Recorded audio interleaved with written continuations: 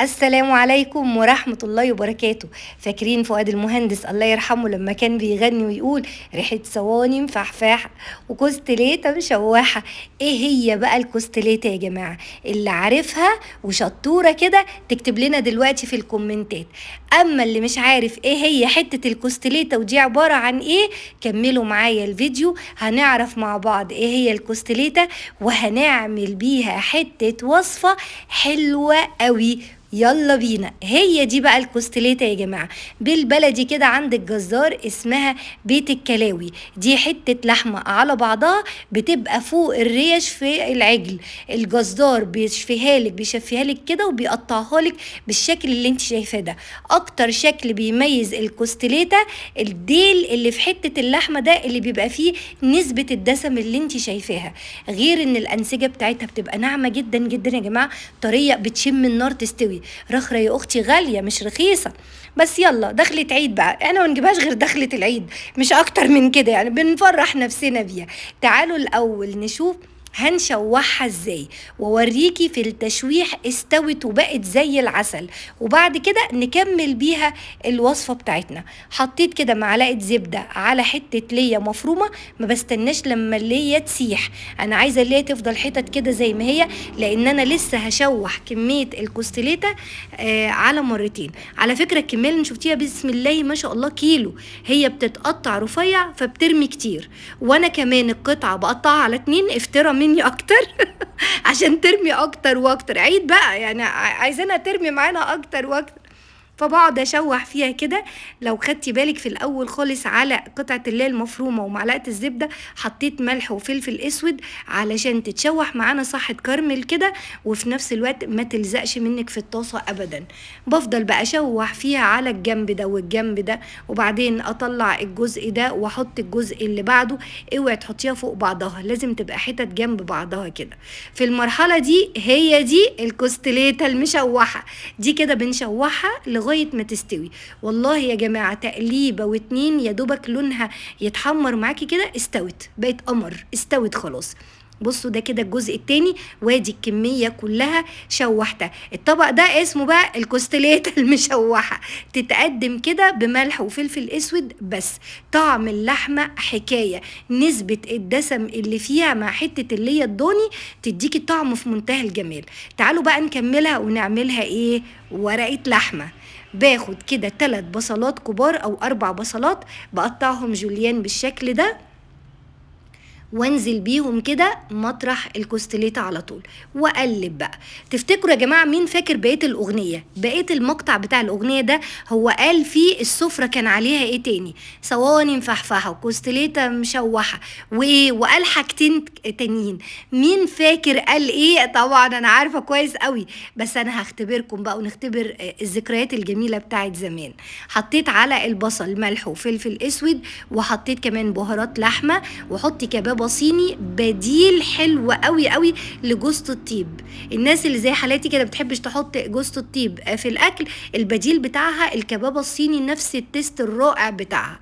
يبقى انا حطيت ملح فلفل اسود، وحطيت بابريكا، وحطيت كمان بهارات لحمه، وحطيت كباب صيني. دلوقتي بقى كده هناخد معلقه صغيره توم، بشوحها كده على الطاسة نفسها الأول، وبعد كده هقلبها بالبصل وافضل اقلب فيها لغاية ما ريحة التوم الجميلة هتطلع عليكي كده وانتي بتقلبي البصل بالتوم. خلي بالك من حاجة، اللحمة بتاعتنا استوت في التشويح وطرية جدا، فالخضار ده لازم يستوي معاكي هنا، ما ينفعش يتحط نية ابدا، لازم افضل اقلب فيه كده لغاية ما يدبل تماما ويستوي، علشان مش هتاخد وقت خالص في الفرن.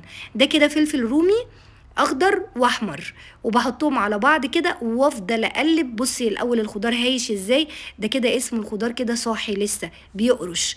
افضل اقلب فيه لغايه ما يدبل ويطرى معايا. كميه الخضار اللي انت شايفاها دي هتقل كمان معانا. افضل اقلب فيها، بعد كده الطاسه نشفت، اروح مديها ايه 3 طماطمات متقطعين بالشكل ده، اسمعي صوت الطشه بقى اول ما تنزلي بالطماطم كده، والطاسه بتبقى ما فيهاش اي سوائل خالص. قلبي قلبي قلبي قلبي، الطماطم تدبل والخضار بتاعنا يدبل والريحه عماله تطلع على الجيران.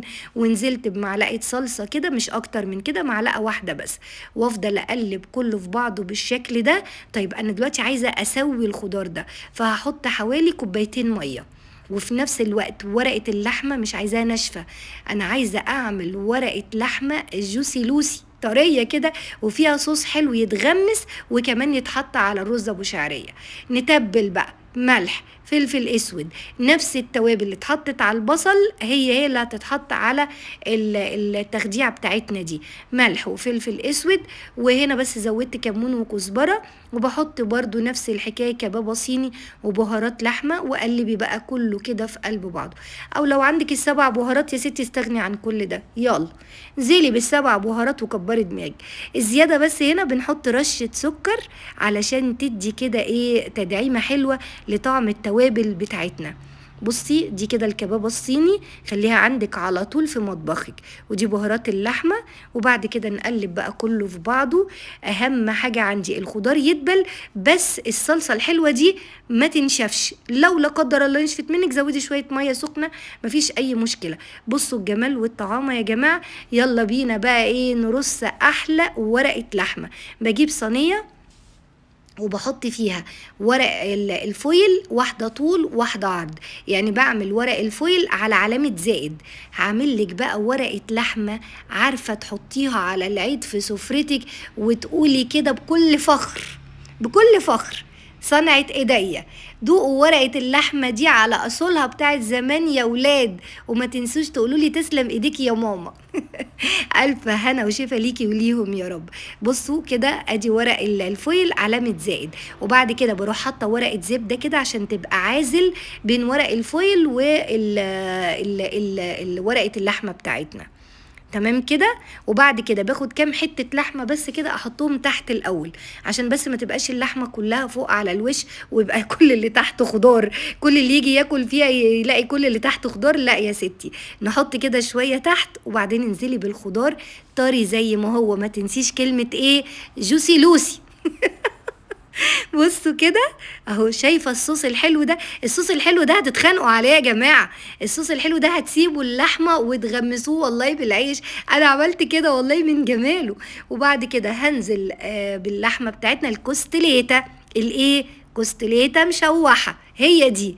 اقعد بقى كده ارصها كده على وش الصينيه بالشكل ده وعلى وش الخضار، واخد كده من الخضار واحط كده بس ايه تنسيمه بسيطه كده على وش اللحمه اهو بالشكل ده. وخدي بالك التشويحه بتاعت اللحمه دي مش هنخلينا نحطها تحت الشوايه ابدا، هي هتاخد لها ساعه كده على نار متوسطه في الفرن، تطلعيها وتروحي فاتحاها وتقدميها وهي بصي ده هي اصلا اهي واخده وش ومتحمره وزي العسل من قبل حتى ما تدخل الفرن. مش محتاجه تتحط تحت الشوايه، مش عايزه وشها ينشف ابدا. حطي بقى حته ورق زبده كده وقفلي كله. الناس اللي هتسالني الخلطه دي كلها ينفع احطها في صينيه مره واحده من غير لا فويل ولا زبده ولا وجع قلب؟ واضح كده ان ايه اللي هيسالوا السؤال ده مالهمش خلق. اعملي كده. ممكن تحطي كله في الصينيه بس غطي الصينيه ودخليها الفرن من غير بقى، لو مش عايزه تعمليها ورقه يعني عايزه تعمليها صينيه كده في الفرن يا اختي، كده ينفع وكده ينفع، جايه معاكي كده وجايه معاكي كده. بس اهم حاجه هتعمليها ورقه لحمه جميله بحته الكوستليتا دي، لازم تكمريها تماما، يعني لازم تكتمي البخار جواها كويس قوي، بيدي نعوميه للحمه وبيدي صوص ما قلش معايا، صوص يفضل زي ما هو كده طري جوه الخضار في منتهى الجمال. الكتمه اللي انت شايفاها دي، وعلى الفرن على طول درجه حراره متوسطه او 200 على الشبكه، اديها ساعه كده. بعد كده بقى يا ست الحبايب تطلعيها وشم الريحه طول ما هي في الفرن بقى. وبعد كده تجيبيها بالسكينه الاول كده، افتحي طلعي البخار الزياده اللي فيها، خلي بالك مهم جدا. وعلى فكره ممكن ما تكملش ساعه كمان، يعني خليها ساعه الا ربع كفايه. بصي افتحي الاول بالسكينه طلعي البخار، وبعد كده بالراحه بايديكي بالحرف كده. يلا يا جماعه امسكوا اعصابكم، حضري العيش والرز ابو شعريه واتفرجي على الجمال. قولولي بقى الجمال ده لو قدامكم هتضربوا غطس بالرز ولا هتضربوا غطس بالعيش؟ اكتبولي في الكومنتات. اللهم صلي وسلم وبارك على سيدنا محمد. اللهم صل على النبي. بصوا، كان نفسي كمان اقول لكم شامين الريحه؟ شايفين جمالها يا جماعه؟ ركزت واللحمه طريت اكتر، شربت من الصوص بتاعنا، الخضار طري اكتر واكتر، ومع ذلك ما نشفتش. اسمها ايه؟ جوسي لوسي. بصوا كده يا جماعه، شايفين الجمال؟ شايفين الحلويات؟ احلى ورقه لحمه النهارده. عرفنا ايه هي الكوستليتا، اسمها بالبلدي زي ما قلت لك بيت الكلاوي. الحته اللحمه اللي قريبه من الريش او اللي قريبه من عظم الريش دي بتبقى اطيب حته ما شاء الله.